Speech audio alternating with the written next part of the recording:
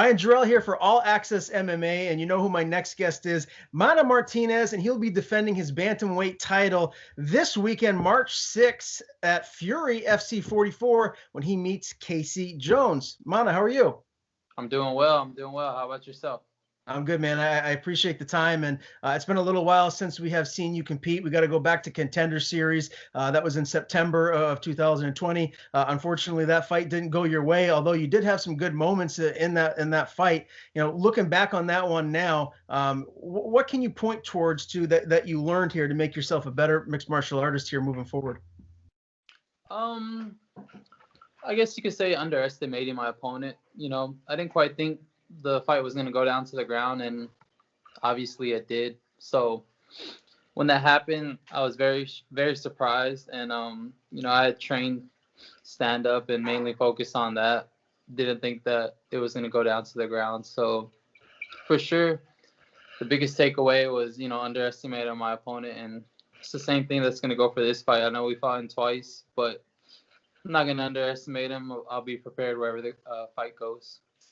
Obviously, the goal for you and really any professional fighter is to make it to the highest of levels, which is the UFC at this point, no doubt about it. Did you feel any added pressure or nerves when you fought at Contender Series? Is there anything that you felt like was different from any of your previous fights? Yes, it was definitely a lot different. Every fight leading up to a fight has been in my hometown here in Houston. And, I have a big following, very thankful for all my friends and family who support me. And, going to the Apex Center was a bit different. There was no one there. You get in the octagon and it's like, oh, man, it's really time. The bright lights kind of hit me. And I didn't get quite a chance to soak in the moment and, soak it up. And it just all happened so fast. But now I kind of have that experience. I'll be ready the next time it comes around. And, yeah, it was definitely a lot different of an experience, but we're good now. We're well past that. Yeah, no doubt about it. Another question just about that whole experience. You're used to fighting in front of screaming fans that are going nuts, amping you up. Are you a fighter that really kind of feeds off of that energy? Was it weird for you to step in there, the biggest fight of your career, and it just to be, pretty much an empty arena? Yeah, it was definitely weird. It was literally my first time ever fighting away from home. It was tough. It was different, I get down on my knee and I say a prayer before every fight and cage side. And I remember saying my prayer, then I look up and I see Dana right there. I'm like, oh, yeah, we're really here. So, it kind of caught me off guard. But again, like I said, I'm well past that. I'm now prepared. I'm ready to take on this task ahead of me on Sunday. And when I do get another chance for Contender Series, I'll definitely know what to expect. Yeah, well, I'm sure you got a lot of people that are in your corner that are really eagerly anticipating that next chance that you get. 6 months removed from that Contender Series fight, what has life been like for you, man? Have you just been kind of grinding away on the mats, training, getting ready for this opportunity? Yes, sir. 1,000% just grinding day in and day out, twice a day, Monday through Friday, working my tail off with my teammates. And, been a big, long process. After that loss, it really made me think, do I need to change up things? Do I have to do certain things? But I had to find it within myself, to take it up another level and another notch. And started with my training. So, I amped it up to 2 days. Made it more intense. Made sure I wasn't just going through the motions anymore, and taking it even more serious than I had been. Now, do you have a job outside of just training mixed martial arts, or are you full-time into MMA? No, sir. Thankfully, I've been lucky enough and blessed to never have worked a regular job. Very thankful for my supportive parents.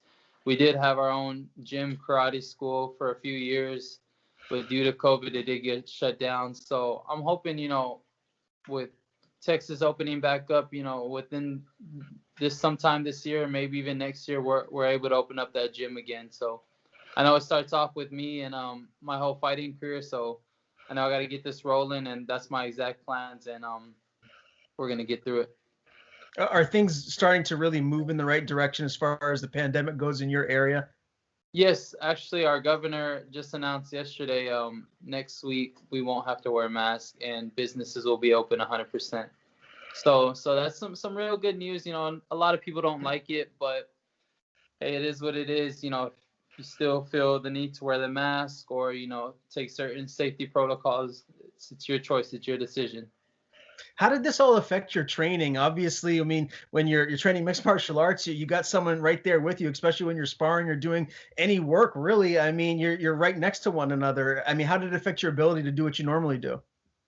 You know, when it first happened, it affected us quite a bit. You know, we were only allowed to train with a certain amount of people, but as it kind of rolled over and certain things happened, our group got larger and it got back to normal. So thankfully, it wasn't too long of a hold off, and we were able to get back into our regular routine and got back to it. That's great. Now, I know you're from the Houston area. I'm a big sports fan. Do you get into other sports outside of MMA? Are you a Yes, Rockets? sir. Yeah, Rockets, Texans. Oh man, I know we're not too hot right now, but yeah, I'm a big Houston sports fan.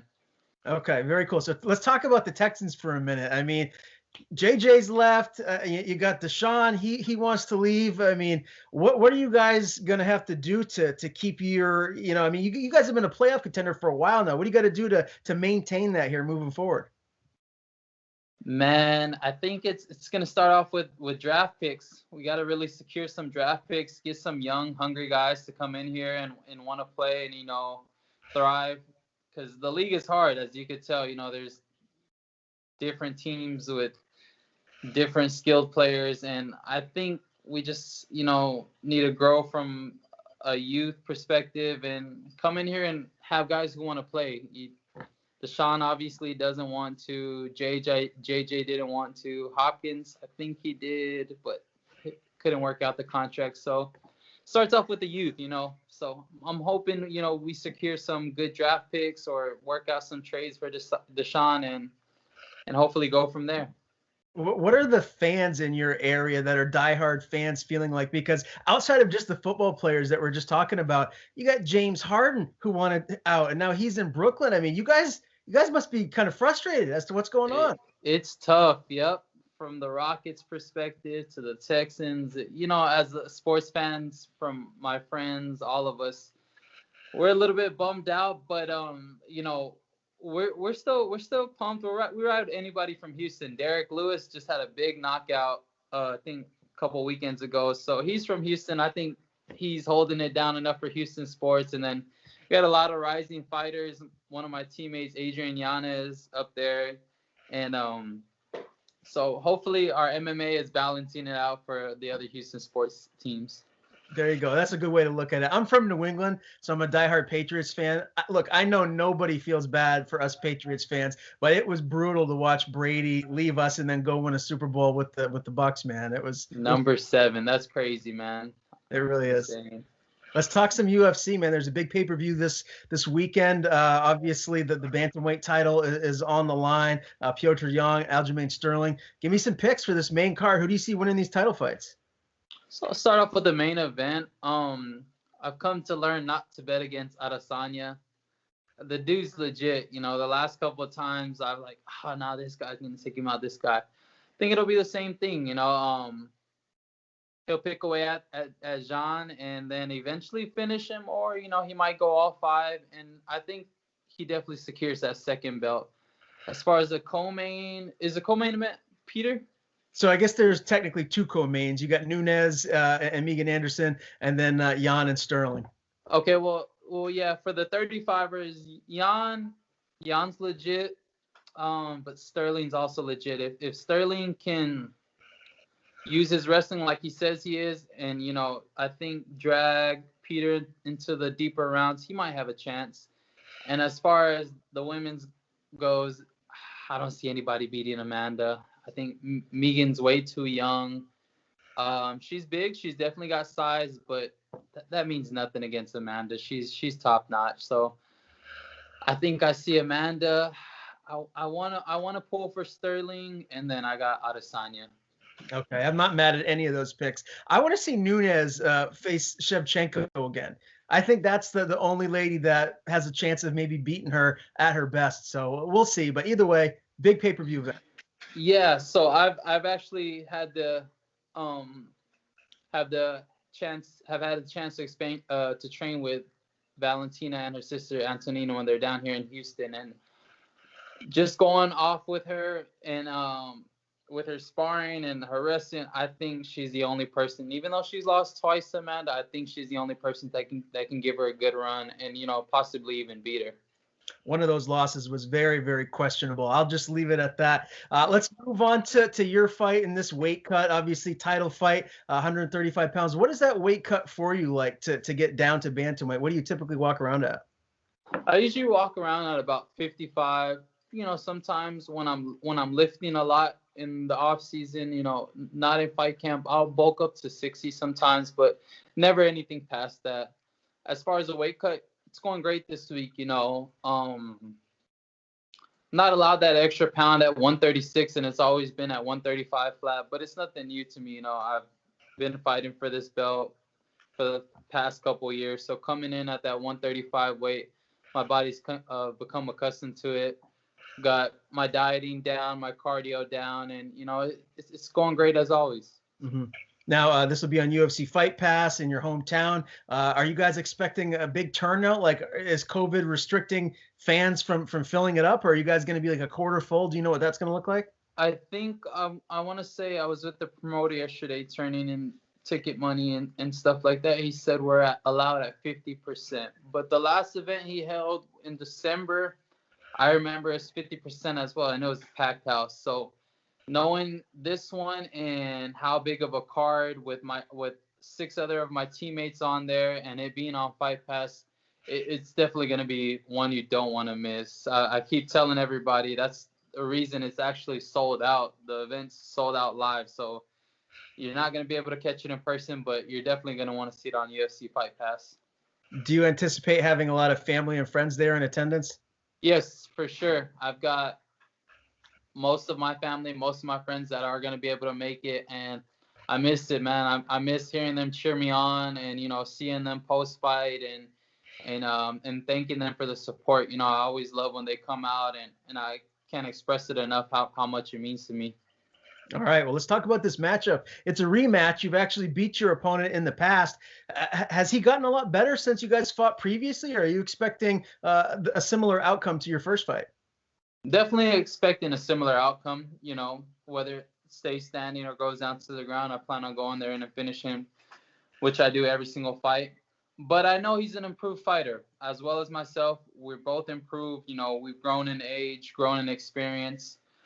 His last fight was pretty impressive. He beat one of the only other person to beat me. So for him to do that, kind of caught my attention, and he's definitely deserving of his title shot. I know a lot of people are questioning it since we've already fought twice, but the way I broke it down and look at it and just explained it to you, I think he's more than deserving, and we're gonna go in there and put on a show, So gonna have to tune in this Sunday.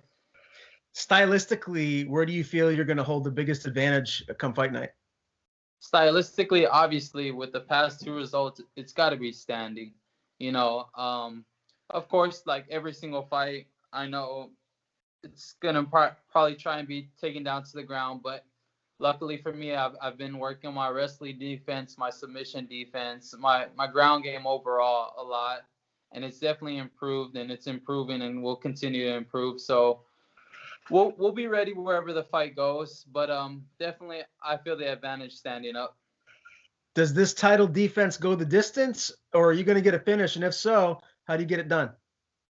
It'll definitely be a finish. I see it going inside of 2 rounds. That first round might be a little bit of a feeling out process. I'll probably stuff a couple of his takedowns, and then second round I'll just look for the openings. And if it happens to go to that third, fourth, or fifth, my cardio is ready. I've been running my miles, strength and conditioning, all that, etc. So I'll be ready. But I definitely see me finishing him inside of 2 rounds. And it'll be like the last two outcomes, standing. So we'll see. Now, does this title defense does it get you another shot at Contender Series, or do you feel like you're going to have to string together a couple more wins before you get that call back up? If it does, I'll be happy. If it doesn't, I'll be even more happy because that means I'll get to fight again sooner. I've already said it. After this fight, God willing, I come out injury free. It's somewhat of a quick one. I'll be ready to go next week, the few weeks, the following weeks, whether it be for Contender Series or any other organization. I'll just be ready to continue to stack up these wins and get on a streak. Very good. Well, listen, very much appreciate you taking the time to join me here today. Before I let you go, tell people where they can find you on social media, and if you have any sponsors to thank, the floor is yours. You can follow me on any social media at Monaboy7. I appreciate all the love and support. People sticking with me from day one. And can't wait to put on a show this Sunday.